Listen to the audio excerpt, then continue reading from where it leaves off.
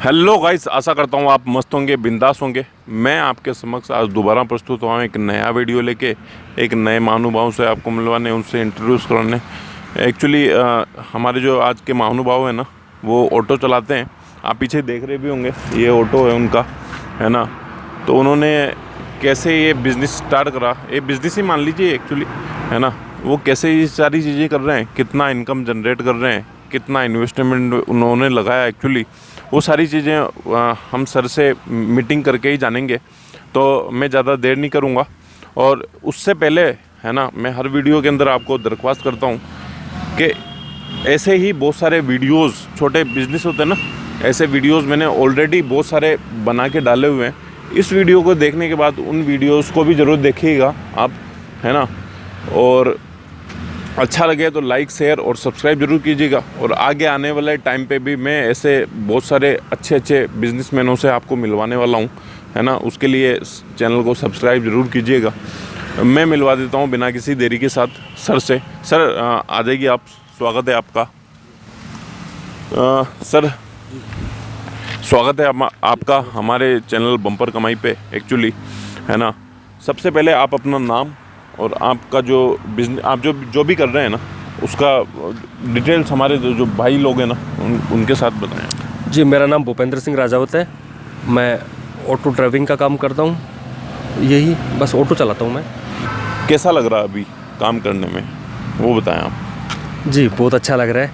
पहले तो मैं नौकरी किया करता था, लेकिन मुझे करीब 6-7 साल ऑटो लिए हुए हो गई है, तो मुझे काफ़ी अच्छा लग रहा है। सेल्फ डिपेंडेंट हूँ, स्वतंत्र हूँ, किसी प्रकार की कोई पाबंदी नहीं है और अच्छा फील हो रहा है, अच्छा बिजनेस है। अच्छा, पहले तो आप एक ऑटो के साथ मुझसे मिले थे, अभी कितने ऑटो हैं? अभी मेरे पास 3 ऑटो, तीनों फैमिली मेम्बर को मैंने दिलवाया, यानी कि वो ऑटो मेरे ही हैं। कुल मिला के एक ऑटो से मेरे 3 ऑटो हुए हैं। अच्छा लगा। तो आइडिया वगैरह तो आपने पहले ही बता दी थी, तो आप आइडिया चेंज नहीं हुआ क्या 1.5 साल के अंदर? कुछ और भी करना चाहिए था मुझे। नहीं, देखो, चेंज तो हुआ था, लेकिन जैसी लॉकडाउन की परिस्थिति आई थी, तो इसमें केवल इमरजेंसी साधनों को ही अलाउ था। तो ऑटो इमरजेंसी में आता है, तो मेरी बेरोज़गारी का तो कोई मतलब ही नहीं निकलता है। अगर मैं दूसरा आइडिया भी लेता, कोई शॉप भी खोलता, तो देखो शॉप किसी चीज़ को अलाउ नहीं था। तो सबसे अच्छी बात है कि मैं बेरोज़गार नहीं रहा। लॉकडाउन जैसे दौर में भी मैं बेरोज़गार नहीं रहा। सबसे अच्छा ये लगा मेरे को। इस बिज़नेस के अंदर आप जो काम कर रहे हो, इस बिज़नेस के अंदर कितनी संभावना है, वो हमारे दर्शकों को बताएं। देखिए, बहुत अच्छा बिज़नेस है और आपको बेरोज़गार रहने की तो इसमें बिल्कुल भी संभावना नहीं है। चाहे आपको किसी भी प्रकार का इमरजेंसी काम हो, आप आधी रात को भी निकलना चाहें, तो आपका धंधा आपको रोड पे मिलेगा। जैसे रेलवे प्लेटफॉर्म है और बस स्टॉप है, ऐसी कई जगह है, जैसे हॉस्पिटल है, बाहर आप लग सकते हैं। तो आपको बेरोज़गार रहने का तो काम नहीं है, बहुत अच्छी संभावना है। रेगुलर काम है, 12 महीने चलने वाला काम है, कोई सीजन का काम नहीं है। इसका सीजन हमेशा परमानेंट सीजन का काम है ये, तो बहुत अच्छी संभावना है, कोई प्रॉब्लम नहीं है। अच्छा, आप अभी कितने बजे से कितने बजे तक चला रहे हैं? देखिए, और दर्शक हमारे जो भाई लोग हैं ना, जो आपको देख के नया परचेज करेंगे, वो कितने बजे तक चलाएं एक्चुअली, वो बताएं। देखिए, इस बिज़नेस का कोई समय नहीं है। इसको आप कभी भी कर सकते हैं, जब भी आपको समय मिलता है आप कर सकते हैं। ये पार्ट टाइम भी कर सकते हैं, फुल टाइम भी कर सकते हैं, इसका कोई टाइम नहीं है। आप अपने अकॉर्डिंग जो आपके लिए सूटेबल टाइम है, आप उसमें चला सकते हैं। अर्ली मॉर्निंग भी चला सकते हैं, आप चाहें तो इसको रेगुलर भी चला सकते हैं, और आप चाहें तो सुबह शाम भी इसको चला सकते हैं, कोई प्रॉब्लम नहीं है इसमें। अच्छा बिज़नेस है। अच्छा, कोई भी परचेज करना चाहें, है ना, कहाँ से परचेज करें, वो बताएं। देखिए, सबसे पहले तो आपको सेकंड हैंड ऑटो ही लेना चाहिए। अगर आप फर्स्ट टाइम ले रहे हैं, पहली बार ले रहे हैं, तो मैं मानता हूं कि आप पहली बार ले रहे हैं तो आप थोड़ा चलाने में अनकंफर्टेबल होंगे। तो आपको क्या है कि थोड़ा सा अड़ने भिड़ने का भी डर रहता है, कई प्रकार के नुकसान भी सहने पड़ते हैं। तो पुरानी गाड़ी में तो क्या है कि कोई प्रॉब्लम नहीं होती, क्योंकि हम उसी हिसाब से परचेज़ करते हैं, सीखने के हिसाब से। तो आप पहले फर्स्ट टाइम अगर आप ले रहे हैं, तो पहले आपको सेकंड हैंड ऑटो लेना चाहिए। जब आप एकदम परफेक्ट हो जाए, तो उसके बाद आपको ऑटो नया लेना चाहिए। उसके बाद उसकी साफ़ सफाई और थोड़ा डेकोरेशन, इन सारी चीज़ों का बहुत महत्वपूर्ण इसके अंदर स्थान रहता है, तो वो आपको ज़रूर रखना चाहिए। तो मैं यही सलाह देना चाहूँगा, अगर फर्स्ट टाइम ले रहे हैं तो सेकंड हैंड ले, नए के चक्कर में आप नहीं पड़े। मैं आपसे पूछना चाहूँ, कितने पढ़े लिखे हैं आप? जी, वो एक्चुअली क्वेश्चन तो मैंने पहले ही पूछ रखा है, लेकिन फिर भी दोबारा बताएं, कितने पढ़े लिखे हैं आप? जी, ग्रेजुएशन मैंने की है। आर्ट्स था मेरे पास, हिस्ट्री, पॉलिटिकल, इकोनॉमिक्स, मेरे पास 3 सब्जेक्ट थे जी, तो वो मैंने लिया है। तो इसी बिज़नेस को मैं करूँगा, आइडिया कहाँ से आया सर, वो बताएं। देखिए, बेरोज़गार था, काफ़ी नौकरी के लिए मैंने भाग दौड़ की, काफ़ी प्रयास किए, तो नौकरी मिल पाना आज के इस कंपटीशन के दौर में तो मैं मुश्किल मानता हूँ, क्योंकि काफ़ी युवा बेरोज़गार है, तो सभी करते हैं तो उसमें आना बहुत मुश्किल होता है। लेकिन उससे पहले भी कोई पार्ट टाइम जॉब तो अपने पास होना चाहिए। तो उसके लिए मैंने काफ़ी प्रयास किए, काफ़ी छोटे मोटे काम किए, लेकिन मुझे संतुष्टि नहीं मिली, जैसा मैंने पिछले इंटरव्यू में भी बताया। लेकिन जब से मैंने ये लिया है, एक तरीके से मुझे संतुष्टि है, काम कर रहा हूँ, किसी प्रकार की कोई प्रॉब्लम नहीं है, बहुत अच्छा चल रहा है। अच्छा, मैं आपसे पूछना चाहूँगा,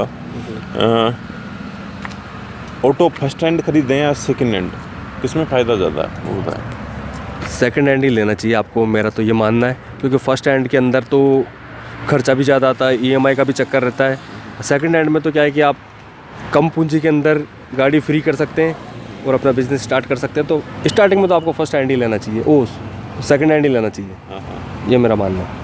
तो अच्छा, मैं आपसे पूछना चाहूँगा नेक्स्ट क्वेश्चन, जैसे आपने बताया कि EMI भर के भी आप ले सकते हैं, तो ऑटो ख़रीदने के लिए वो दर्शक तो जानते ही हैं, है ना, लोन भी ले सकते हैं क्या? बिल्कुल, फाइनेंस जो कंपनी अपने को ऑटो देती है वही खुद ही फाइनेंस करवा के देती है, आपको कोई भागदौड़ी नहीं करनी, आपको तो खाली शोरूम में जा करके जो भी उनका डाउन पेमेंट होता है, प्रोसेस होता है, वो फॉलो करना होता है, मिल जाता है, कोई प्रॉब्लम। आजकल है ना फाइनेंस कंपनियां बहुत सारी है ना, चिट फंड कंपनियां समथिंग हो गई है। एक्चुअली सॉरी फॉर दैट, मैं आपके समक्ष मैं किसी कंपनी के ऊपर ब्लेम नहीं कर रहा, है ना। एक्चुअली है ना बहुत सारी फाइनेंस कंपनियां हो गई है, आप देख रहे भी होंगे, है ना, जो प्रेशर बनाती है आपको फाइनेंस तो कर देती है एक्चुअली, है ना, फिर आपका धंधा नहीं चला ना, तो उसके बाद है ना वो आपको प्रेशर देना चालू कर देती है, आपकी 2-3 किस्तें बाउंस हो जाती है ना उसके बाद।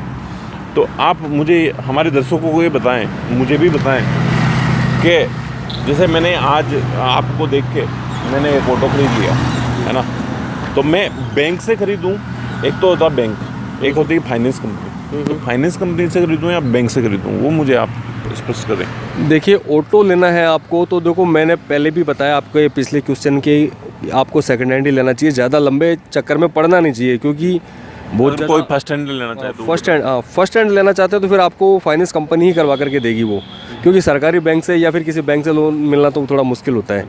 क्योंकि 3 व्हीलर है, इसके ऊपर दोबारा सरकारी बैंक वगैरह और ये जो प्राइवेट बैंक है वो नहीं देते। वो अगर आपका सिविल स्कोर बहुत ही अच्छा है तो मिलेगा, और बाकी मुझे नहीं लगता, खैर होंगे ऐसी भी बात नहीं है, लेकिन थोड़ा ऑटो के अंदर दोबारा फाइनेंस भी नहीं होता, रीफाइनेंस इसमें नहीं होता है। पहले हुआ करता था, आजकल बंद कर दिया, क्योंकि मैं भी AU फाइनेंस के पास गया था, उन्होंने मना किया मेरे को, तो कोई बात नहीं है। बाकी मेरा ये मानना है कि जो भी कंपनी करवाती है, बस EMI आपकी अकॉर्डिंग सूटेबल होनी चाहिए और आप टाइम टू टाइम देते रहें, कोई प्रॉब्लम नहीं है उसमें। बाकी ये है कि फ्री होने के बाद आप अपनी NOC ज़रूर ले लें, बस ये मेरा क्या। लाइसेंस की बात करते हैं अपन, लाइसेंस ज़रूरी है। हाँ बिल्कुल, लाइसेंस तो ज़रूरी। देखो, कोई भी काम करो, आप चाहे 2 व्हीलर चलाओ, 4 व्हीलर चलाओ, चाहे 3 व्हीलर चलाओ, बिना लाइसेंस के चलाना तो कानूनी अपराध भी है, तो आपको लाइसेंस तो होना अनिवार्य ही है। अगर आप लाइसेंस के बिना चला रहे हैं तो मैं नहीं चाहता हूँ, भगवान भी नहीं करे, किसी के साथ कोई अनहोनी हो जाए, कुछ दुर्घटनाग्रस्त हो जाए और आप लंबे चौड़े कानूनी कार्रवाई में फंस जाए, तो मैं नहीं चाहता हूँ। लाइसेंस होना, गाड़ी के पेपर कंप्लीट होना तो बहुत ही अनिवार्य है, और ये हर व्यक्ति को रखने चाहिए, ऐसा मेरा मानना है। कितना इन्वेस्टमेंट लगाएं वो बताएं। किस चीज़ में?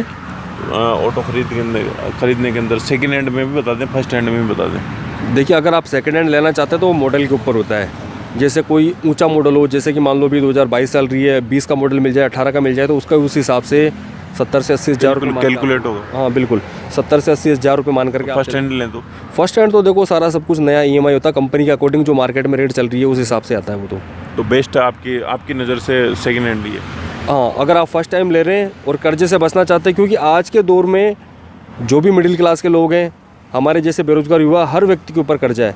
और मेरा ऐसा मानना है कि देखो, जिसके ऊपर कर्जा हो, चाहे कितना भी कर्जा हो, लेकिन कर्जा तो कर्जा होता है, तो अपने को क्या है कि फ्रीडम, आज़ादी वाली ज़िंदगी चाहिए, तो उसके लिए आपको सेकंड हैंड बेस्ट है। जब आपकी अर्निंग अच्छी हो जाए, आपके पास पैसा हो, तो फिर आप फर्स्ट हैंड लें, अन्यथा आप सेकंड हैंड को पहले प्रेफर करें, वो थोड़ा ठीक रहेगा। बहुत सारे ऑटो हो गए आज इंडिया के अंदर, बहुत सारे ऑटो चल रहे हैं सड़क के अंदर, एक सिटी मारो बहुत सारे ऑटो आ जाते हैं जी। कस्टमर को कैसे सेटिस्फाइज करें और कैसे बुलाएं अपने यहाँ, क्योंकि है ना, बिज़नेस बनाने के लिए ऑटो खरीदना ही ज़रूरी नहीं होता एक्चुअली, है ना। ऑटो खरीद लिया आपने, कोई भी बिज़नेस कर रहे हैं, आपने बिज़नेस तो स्टार्ट कर लिया जी, गुण होने चाहिए उसके अंदर, तो उसको आगे बढ़ाने के लिए एक्चुअली आप क्या काम करते हैं कस्टमर को बढ़ाने के लिए? देखो, ये बहुत अच्छा सवाल पूछा और मैं चाह भी रहा था मेरे मन की इच्छा थी कि आप ऐसा सवाल मेरे से ज़रूर करें। तो आपके देखो, पहले तो व्यक्तिगत स्वच्छता, गाड़ी की स्वच्छता, अगर आप ऑटो चला रहे हैं, प्लेटफॉर्म पे जा रहे हैं, एक तो आप तरीके से चिल्ला रहे हैं, आ रहे हैं, ज़बरदस्ती किसी के गले पड़ रहे हैं, तो ये सबसे बड़ी एक तरीके से मैं मानता हूँ कि ये मानवता आप कैसी दिखा रहे हैं, इसको मैं नहीं मानता हूँ। आप साफ़ सुथरे रहिए, वर्दी पहन करके रहिए, जूते पहन कर रहिए, अप टू डेट रहिए, आपके कपड़े धुले हुए होंगे, फ्रेश होंगे, गाड़ी एकदम साफ़ सुथरी होगी, तो कस्टमर को देखते ही एक अट्रैक्शन लगता है कि यार मुझे इस ऑटो में बैठना चाहिए। और एक आप ज़बरदस्ती किसी के गले पड़ रहे हैं कि आइए आइए हम चलते हैं, तो देखो वो थोड़ा तरीका गलत है और अधिकतर यही देखने को मिलता है। तो व्यक्तिगत स्वच्छता मैं पहले मानता हूँ। अगर आप साफ़ सुथरे हैं तो आपको ज़रूरी नहीं किसी के पीछे भागने से सवारी मिले। आपको साइड में खड़े होकर के अगर आप तरीके से मैनर्स के साथ एक बार उससे बात करेंगे तो वो वैसे भी आपके साथ बैठ सकते हैं। लेकिन कुछ लोगों की आदत होती है कि उसके पीछे पड़ जाना, जब तक वो चल रहे हैं जब तक उनके पीछे जाना। हाँ जहाँ चलेंगे कि अरे जाने वाला तो वैसे ही चला जाएगा, पीछे पड़ने से क्या मतलब है। आपकी व्यक्तिगत स्वच्छता और आपका स्वभाव और आपकी जो लैंग्वेज है वो थोड़ी अच्छी होनी चाहिए, कंफर्टेबल होनी चाहिए, अट्रैक्शन होनी चाहिए कि सामने वाले को लगे कि हाँ हमने किसी बंदे से बात की है। ऐसा नहीं कि हम किसी से बात कर रहे हैं रोड पे खड़े हुए, लगना चाहिए हाँ हमने किसी से बात की है। तो यही मैं फर्स्ट इंप्रेशन लास्ट इंप्रेशन मानता हूँ। इंप्रेशन आपका थोड़ा अच्छा होना चाहिए। येलो लाइट होती है, टैक्सी नंबर होता है, कोई भी टैक्सी गाड़ी होती है, चाहे कार ले लो आप बड़ी से बड़ी या फिर ऑटो ले लो, पीली प्लेट ही उनकी, येलो प्लेट ही उनकी होती है। तो येलो प्लेट्स के लिए क्या प्रोसेस है? नहीं, वही सेम प्रोसेस है, कंपनी डायरेक्ट करके देती है आपको, इसके लिए कोई प्रोसेस नहीं करता है। आप तो खाली जा कर के कोई भी अगर आप इस प्रकार की गाड़ी लेते हैं जो टैक्सी में चलानी है तो उसका नंबर ऑटोमेटिक वो खुद ही करके देते हैं। आपको कोई कुछ नहीं करना है, खाली शोरूम में जाना है, वो अपने अकॉर्डिंग सब कुछ करके देंगे। आजकल है ना बहुत सारे युवा लोग हैं ना, थोड़ी बहुत पढ़ाई कर लेते हैं जी, उसके बाद वो अपने आप को बहुत होनहार समझने लग जाते हैं कि मैं इतना पढ़ा लिखा हूँ। और आई थिंक आप भी पढ़े लिखे होंगे बहुत अच्छे तरीके से, क्योंकि मैंने आपको देखा है, फिर पिछले इंटरव्यू में भी देखा था और अभी भी देख रहा हूँ। अपने आप को है ना 30 मार्का समझने लग जाते हैं। Sorry for that. उनको आप ये समझाएं कि छोटा सा बिजनेस है ना कहाँ तक आपको पहुँचा सकता है। मेरी समझ रहे हैं बात? समझ रहे हैं? बिल्कुल बिल्कुल। बहुत सारे बंदे हैं ना, जैसे मैंने आज है ना MPhil कर ली, BTech कर ली जी, मेरे को अगर नौकरी नहीं मिली ना तो मैं ऑटो नहीं चलाऊंगा साहब। ये मेरे ज़मीर पे थोड़ा सा दिक्कत दे रहा। उनके लिए 2 शब्द बोले आप, समझ गए आप? बिल्कुल बिल्कुल। देखिए धंधा कोई छोटा नहीं होता है, और मैंने पिछले इंटरव्यू में भी बताया है कि आप देखेंगे इंटरव्यू तो एक बार ये लाइन ज़रूर आएगी कि हर जो बिज़नेस है उसकी शुरुआत छोटे लेवल से ही होती है। तो छोटे लेवल से ही शुरुआत करनी पड़ती है। आप बड़े से बड़े लोगों का इंटरव्यू भी देखेंगे, मैं नाम भी नहीं लेना चाहूँगा क्योंकि किसी का पिछले इंटरव्यू में भी मैंने ले लिया था। मैं नहीं चाहता हूँ किसी का फालतू प्रचार। नहीं लो। बाकी ऐसी कोई बात नहीं है। तो आप छोटे लेवल से शुरुआत करेंगे, उनका हो जाएगा, कोई दिक्कत नहीं है। हाँ, बाकी एटीट्यूड है वो इंसान को ले बैठता है। आप गाड़ी चला रहे हैं, आपकी हेयर स्टाइल ख़राब हो जाएगी, आप इस चक्कर में हेलमेट नहीं पहन रहे, आप में एटीट्यूड ही तो है। तो ये नहीं होना चाहिए। मैं कहता हूँ अपनी जान ज़्यादा प्यारी है, अपनी फैमिली के लिए जो अर्निंग है वो ज़्यादा प्यारी है, क्योंकि मेरा जो घर परिवार चलेगा वो मेरे एटीट्यूड से नहीं चलेगा, वो मेरी अर्निंग से चलेगा, मेहनत से चलेगा। बिल्कुल, मैं उससे चलेगा, मेहनत से ही चलेगा। तो मेहनत किसी भी प्रकार की हो, एक रोड पे गड्ढा खोदने वाला मजदूर है, हाँ, एक रोड पे जो गड्ढा खोदने वाला मजदूर है उसमें भी एटीट्यूड होता है, लेकिन उसको पता है कि अभी तो एटीट्यूड कर लूँगा, शाम को मैं क्या करूँगा, जब घर पे जाऊँगा तो फैमिली को तो उस हिसाब से सपोर्ट करना पड़ता है ना। तो मैं ये नहीं कहता हूँ कि आप चाहे कितने भी बड़े लेवल पे चले जाएं, आप बड़े से बड़े जो कामयाब लोग हैं, बिजनेसमैन है, पॉलिटिशियन है, एक्टर्स है, अभिनेता अभिनेत्री, जो भी आप उनका देखेंगे तो उन्होंने छोटे लेवल से शुरुआत की है, जब जाकर के वो आज कामयाब बने। और कामयाब होने के बाद में दुनिया पूछती है, मेहनत करने वालों को कोई नहीं पूछती है। तो मेहनत इतनी खामोशी से करो कि सफलता शोर मचाने लगे। तो मेरा ये मानना है। Thank you so much sir. मैं आपसे नेक्स्ट क्वेश्चन पूछना चाहूँगा। ऑटो का मिनिमम आजकल है ना छोटे मोटे बहुत सारी चीज़ें चल रही है, उनका भी इंटरव्यू लेता हूँ मैं, उनको भी कमाना चाहिए एक्चुअली, लेकिन ऑटो का मिनिमम किराया कितना होना चाहिए और कितना आप वो कर रहे हैं, कैरी कर रहे हैं एक्चुअली, वो बताएं। देखिए इसमें तो किलोमीटर के हिसाब से होता है और ये गवर्नमेंट निर्धारित करती है। ये क्या है कि ऑटो वालों के ऊपर डिपेंड नहीं होता है। वैसे तो मीटर लागू है, लेकिन आजकल तो क्या है कि ऑनलाइन कंपनी आ गई, ओला है, उबेर है, तो इन सभी कंपनियों के अपन अगर देखें रेटिंग तो 10 रुपये किलोमीटर करीब करीब आता ही है। लेकिन ये टाइम के अकॉर्डिंग मैं और महंगाई के अकॉर्डिंग बढ़ता भी है, तो कम तो होने का आजकल कोई सवाल ही नहीं है। किसी भी फील्ड में आप चले जाएं, कम तो होने का ही नहीं, सब बढ़ ही रहे हैं। अच्छा, आपने ओला उबर वगैरह ये जितनी भी कंपनियां हैं ना उनका जिक्र करा है ना, उन पे लगा कोई भी जैसे मैं ही खरीद लूँ है ना, तो उनमें लगा के मेरे को फ़ायदा मिलेगा या नुकसान होगा? देखिए ओला उबर के भरोसे तो गाड़ी चलेगी नहीं, और चलाने वाला बंदा अगर आपका स्वयं का है तो ही आप कर सकते हैं, बाकी दूसरे के भरोसे या ड्राइवर के भरोसे तो आपकी गाड़ी नहीं चल पाएगी, मेरा ऐसा मानना है। और ओला उबर के अंदर भी थोड़ा नुकसान है, हालांकि कंपनियाँ ठीक है आपको घर बैठे बिजनेस दे रही है, लेकिन इनके अंदर भी कई फ्रॉड होते हैं, कई ऐसे कॉल आ जाते हैं, आपकी आईडी बंद कर देते हैं। और आजकल का ज़माना क्या है कि ऑनलाइन का ज़माना है, तो ओला उबर के बिना काम भी नहीं चल सकता है। तो मैं इनका विरोध भी करता हूँ, समर्थन भी करता हूँ, लेकिन इन कंपनियों को अपनी पॉलिसी रणनीति सुधारनी चाहिए। काफ़ी ऑटो वाले बेचारे ऐसे हैं, इनके चक्कर में बर्बाद हो चुके हैं, 4-4 ऑटो निकलवा लिए ओला उबर में लगा देंगे, लेकिन आज उनके बारे में चले गए। मैंने आपको पिछली भी बार भी बताया कि आपको ऑटो परचेज करना तो भाड़े से ले सकते हैं, तो ये उन लोगों के गए। तो आप दूसरों के भरोसे नहीं, अगर आप स्वयं चला सकते हैं या फिर आपका कोई खास व्यक्ति जो चला सकता है, जिसके ऊपर आपको यकीन हो, आपका फैमिली मेम्बर हो, तो आप उसके भरोसे लें। बाकी ओला उबर के या किसी और के भरोसे आप गाड़ी नहीं लें, ऐसा मेरा मानना है। हम किसी कंपनी का विरोध नहीं कर रहे हैं यहाँ पे, है ना? आप अगर विरोध नहीं कर रहे हैं, नहीं, विरोध किसी का नहीं है। बाकी एक्चुअल बात है वो बतानी भी पड़ती है, ताकि किसी को फंसाना भी नहीं है अपने को। हाँ ठीक है ना, लेकिन आप गलत कर रहे हैं, वो आप अपने हिसाब से देख लें, बिल्कुल, है ना? आप गलत कर रहे हैं तो उसको सुधारें आप। हम ये नहीं बोलते आपको कि आप गलत कर रहे हैं, लेकिन कस्टमर को, आपके जो कस्टमर है ना, उनको लग रहा है कि आप गलत कर रहे हैं, तो उसमें सुधार जरूर करें मेरे लिए। और हमारे ऐसे बहुत सारे बिल्कुल, मैं एक एग्जांपल और देता हूँ। जैसे हम गाँव में हम देखो, घर के ग्रामीण परिवेश से पले बड़े, तो गांव में तो हम पानी लेने बाहर ही जाते हैं, तो घर वाले पहले कहते हैं कि कुएं से 2 कदम दूर ही रहना। जबकि उनको पता है कि कुएं में पानी लेने जा रहा है तो रिस्क तो है ही, रस्सी से खींचेगा भरेगा, लेकिन फिर भी समझा के भेजते हैं कि 2 कदम तो दूर ही रहना। तो हमारा यही कहना है कि समस्या तो है, लेकिन थोड़ा 2 कदम दूर ही रहना, सोच समझ करके कोई भी काम हो वो निर्णय लेना है।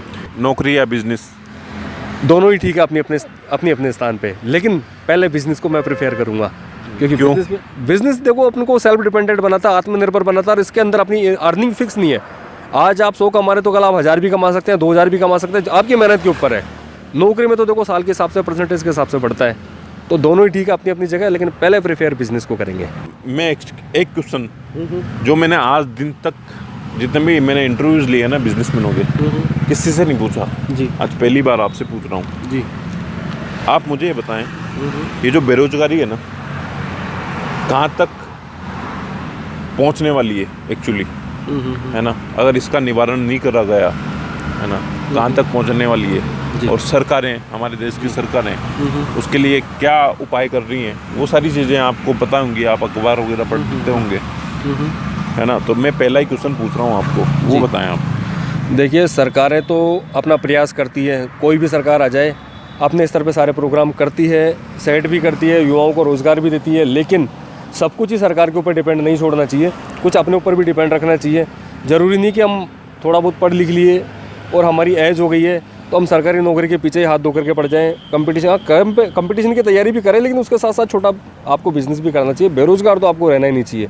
मान लो भगवान नहीं करे, मैं चाहता हूँ सबकी नौकरी लग रही है, जो भी तैयारी कर रहे हैं सब लगे, सब आगे बढ़े, लेकिन अगर मान लो थोड़ा सा नेगेटिव सोच के चलता है, अगर नहीं लगे तो उससे पहले आपको थोड़ा अर्निंग और इनकम सोर्स ये तो तैयार करके रखने चाहिए।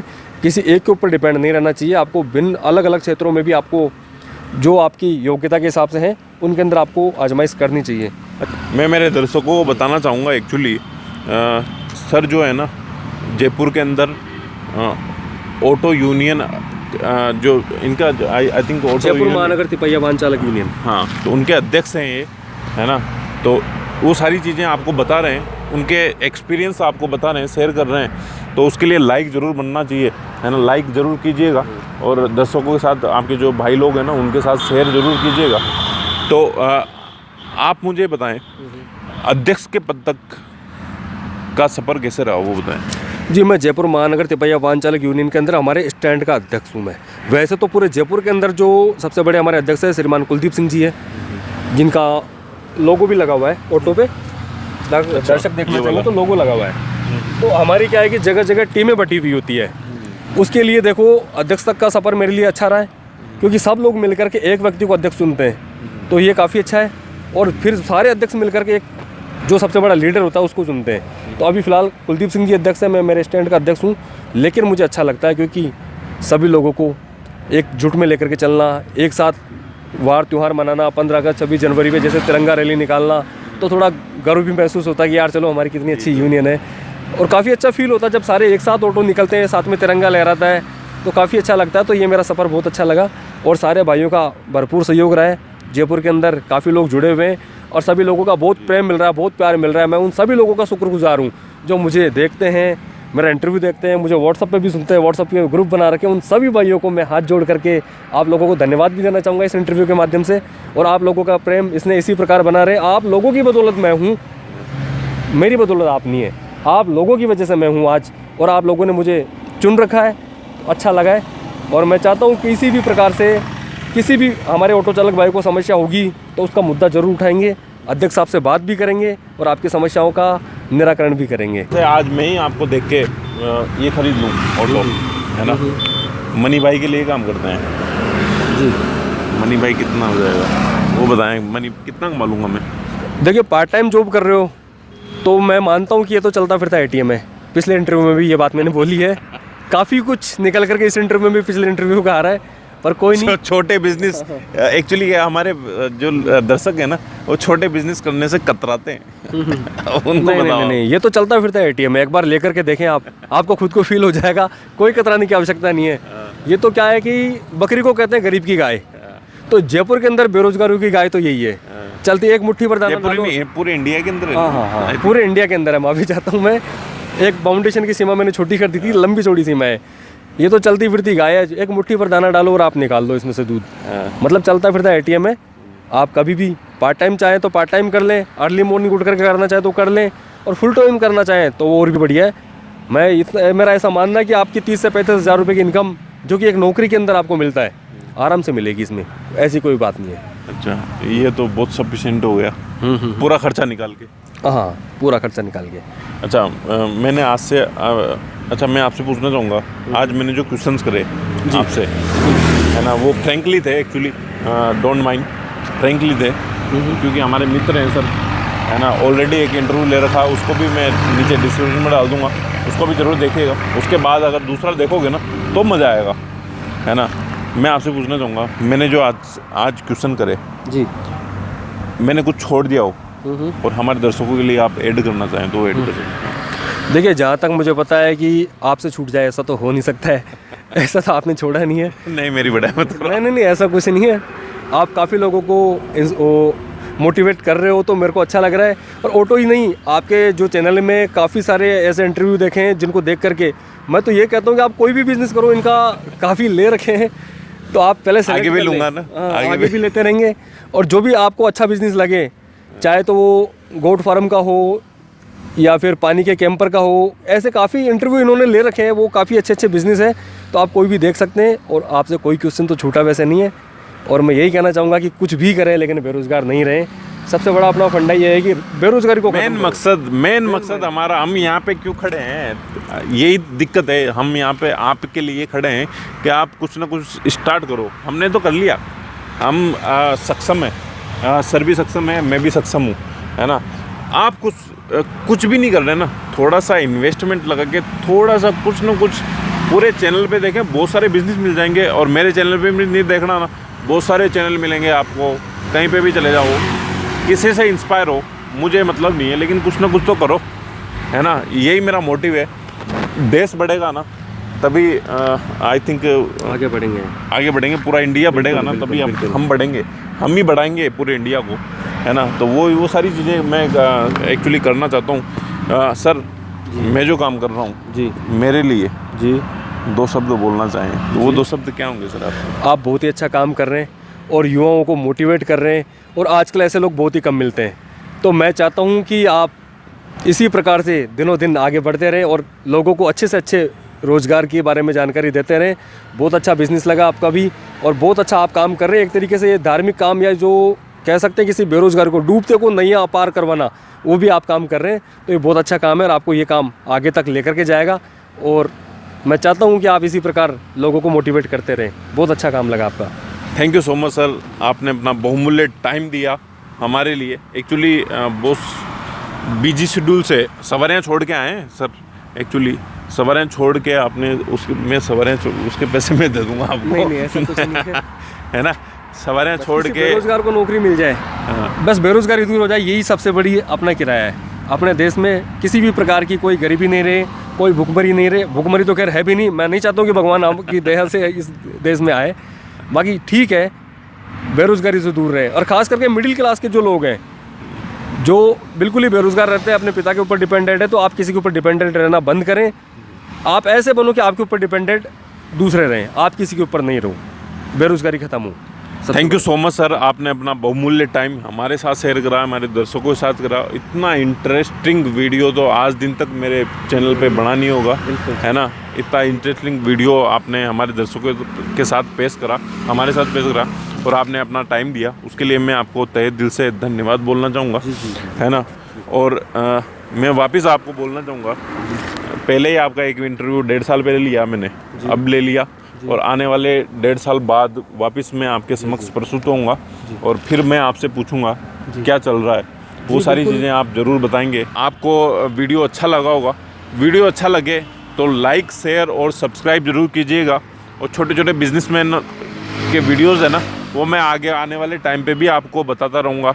बड़े बिजनेसमैन होते हैं ना, उनसे भी आई थिंक मैं कोशिश करूँगा, है ना, उन तक पहुंचने की। एक्चुअली उनसे उनकी उनकी जो स्टोरी है एक्चुअली वो आप तक पहुंचाने की कोशिश करूंगा, है ना। बाकी छोटे मैनों के पास तो मैं पहुंचता ही हूँ, तो ऐसे ही वीडियोस में आगे आने वाले टाइम पे भी लाता रहूँगा, और पीछे भी ला रखे हैं मैंने, है ना। इस वीडियो को देखने के बाद उनको भी ज़रूर देखिएगा। सर का एक वीडियो ऑलरेडी बना रखा है, उसको भी ज़रूर देखिएगा। बाइंड अप करते हैं, बहुत लेट हो चुके हैं एक्चुअली, और अब सूरज भी ढल रहा है ना। तो मैं मिलता हूँ आपको नेक्स्ट वीडियो के अंदर ऐसी किसी महान शख्सियत के साथ, जो उनके बिजनेस आइडियाज़ आपके साथ एक्चुअली शेयर करेंगे। वीडियो देखने के लिए आपका तहे दिल से धन्यवाद, और वीडियो कैसा लगा कमेंट करके ज़रूर बताइएगा एक्चुअली। और आगे आने वाले वीडियोज़ के लिए चैनल को ज़रूर सब्सक्राइब कीजिएगा। वीडियो देखने के लिए आपका तहे दिल से बहुत बहुत धन्यवाद। Thank you so much guys. जय Bharat. Thank you so much sir. Okay sir, जय हिंद, जय भारत।